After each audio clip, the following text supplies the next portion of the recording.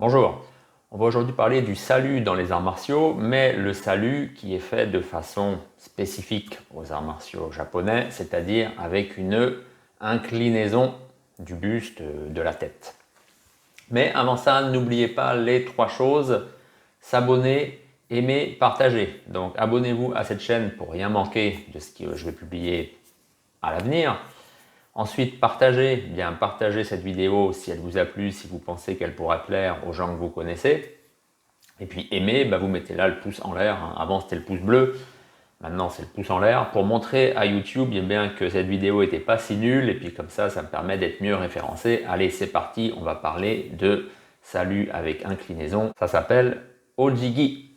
Alors Ojigi, les caractères, c'est ça. Voilà.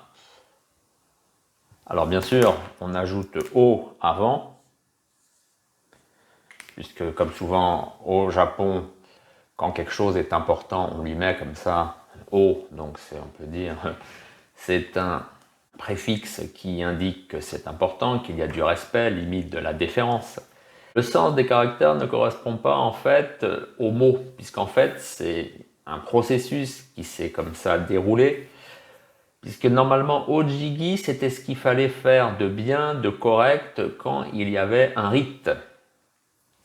Et puis, ça, on parle de ça, le Japon, on va dire, le Japon archaïque, je parle de ça 600, 700, 800.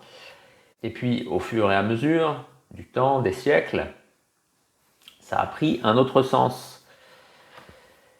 Et bien sûr, les caractères aussi ont changé. Donc ça, bien sûr, c'est Ji, et ça, c'est Gi. Ji, vous le voyez, c'est arrêter, c'est s'arrêter. C'est par exemple, j'arrête mon travail, c'est ça qu'on va employer comme caractère. Et puis Gi en fait, c'est la cérémonie. Donc vous voyez, il y a bien ce sens de quelque chose qui est important. On est dans le cérémonial, quoi. Donc, Ojigi, il y a deux façons de le faire, bien sûr. Vous le savez aussi bien que moi. Il y a une façon debout. Donc ça, c'est quand c'est le Litsurei, donc c'est la salutation debout. Et puis il y a Zarei. Zarei, ça c'est quand vous êtes, bien sûr, assis. Mais bien sûr, assis à la japonaise avec, les fesses qui viennent sur les talons. Et on a les genoux donc au sol. Ça aussi, vous le connaissez. Alors, pour aujourd'hui, on va parler simplement de Ojigi quand on est debout, donc dans le cadre du Litsurei. Alors, il y a aussi le terme Ryurei qui existe, mais ça, c'est pas un terme qu'on trouve communément, c'est seulement dans la cérémonie du thé quand on est assis. Alors, on est assis, mais on est assis en fait sur une chaise avec une table. Ça s'appelle Ryurei. Mais voilà. C'était pour l'anecdote. Oubliez, normalement, c'est Litsurei qui s'oppose à Zarei. Aujourd'hui, il est question de Litsurei. En fait, ce qui est important, c'est la manière dont vous allez vous incliner. Parce que de toute façon, on a ça un peu partout, dans toutes les cultures. Quand comme ça, on exprime son respect,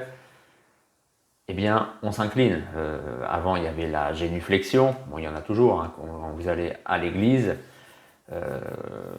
quand vous vous signez devant la croix, devant l'autel, normalement, il y a une génuflexion. C'est comme ça.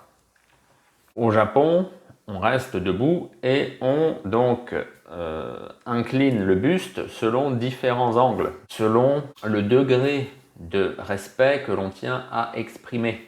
Première façon de faire, donc vous inclinez à 15 degrés, ça s'appelle Eshaku, et il faut environ rester comme ça un très bref instant. C'est le salut le plus commun.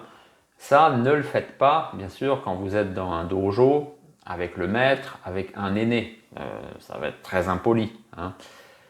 Au minimum, il faut faire ce qui s'appelle Keirei. Keirei, donc ça veut dire le salut poli. Là, vous êtes à 30 degrés. Vous voyez, c'est différent. Et il faut comme ça tenir donc cette position pendant environ 3 secondes. Si c'est un peu plus, c'est bien aussi. Ça vous permet comme ça d'exprimer vraiment votre respect. Parce que c'est ça en fait qu'il faut comprendre, c'est que c'est une histoire de respect. Alors c'est pareil, comme on est dans une démarche où on exprime son respect, sa gratitude, ça peut être aussi ça, le maître vous dit quelque chose, vous le remerciez. Ou c'est vous, tout simplement, quand vous êtes en face du maître, vous exprimez juste votre respect, c'est comme ça. Ça peut être aussi quand il y a une demande. Voilà, c'est toujours là, ces choses dans la société japonaise. Respect, demande, gratitude, c'est des choses qu'il faut bien maîtriser et il faut jongler avec pour savoir bien comment se comporter selon justement ces situations bien de respect, de gratitude et de demande. Donc ça, Keilei, c'est vraiment c'est quelque chose de commun quand il y a quelqu'un qui vous est supérieur. Sinon, bien entendu, même en fait, quand vous juste croisez quelqu'un dans la rue, je vous rappelle, au Japon, on ne se serre pas la main, on ne se tape pas dans l'épaule, on fait bien sûr pas là ces espèces d'embrassades, même si maintenant les Japonais aiment bien faire ça, mais beaucoup avec les Occidentaux, hein, comme par hasard.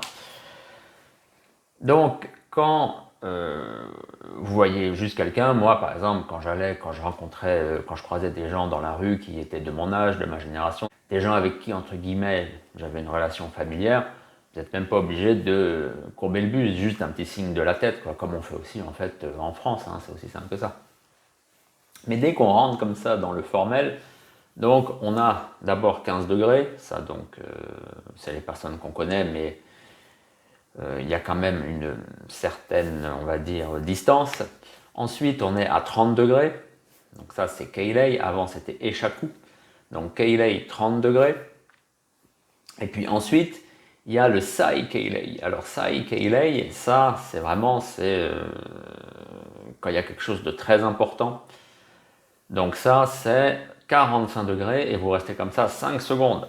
C'est long, hein, 5 secondes. Ça vous permet comme ça d'avoir un bon comportement, pas passer pour un étranger, pour un gaijin qui ne connaît rien.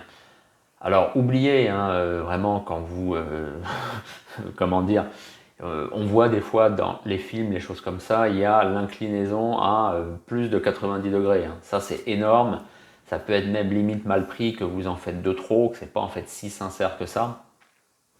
90 degrés, ça peut arriver aussi. Donc je vous rappelle, il y avait 15, 30, 45 et 90, donc c'est ça. Ouais, ça c'est pour vraiment, il faut vraiment avoir quelque chose, soit de très important à demander, soit quelque chose de très grave à se faire pardonner. Voilà. Et si c'est juste pour exprimer comme ça de la politesse, du respect, non, vous oubliez 45 degrés si c'est quelqu'un de très important.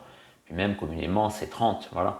Ça, bien sûr, c'est des choses dans la société japonaise qu'on retrouve aussi, bien sûr, dans le milieu, on va dire, des affaires, du commerce, avec le client et puis bien le vendeur, le patron, le chef d'entreprise, voilà, qui respecte hein, son client. Je vous rappelle qu'au Japon, le client n'est pas roi, il est Dieu. Hein, c'est pas pareil. Et puis après, il y a tout ce qui se fait bien sûr quand on est assis. Donc ça, on en parlera peut-être une autre fois, je sais pas. Ça, c'est le dogeza. Et bien donc, c'est très différent puisqu'en fait, on est donc à même le sol et en fait, on présente en fait sa nuque quand on fait donc cette inclinaison.